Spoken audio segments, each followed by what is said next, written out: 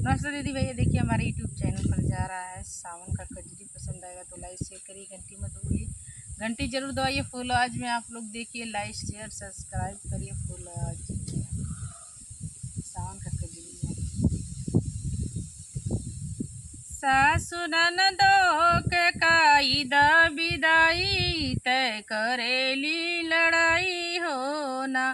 सासु ननदो के कायदा विदाई, तय करेली लड़ाई हो ना।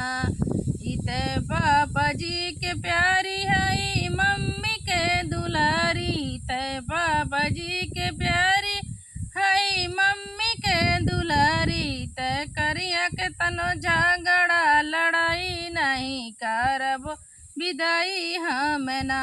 करी है के तनो झगड़ा लड़ाई, नहीं करबो विदाई हम ना। इत पापा जी के प्यारी है, मम्मी के दुलारी। इत पापा जी के प्यारी है, मम्मी के दुलारी। के तनो करी है झगड़ा लड़ाई, नहीं करबो विदाई हम ना। केतनो करी है झगड़ा लड़ाई, नहीं करबो विदाई हम ना। सासु ननदो के कायदा विदाई, तय करेली लड़ाई हमसे ना।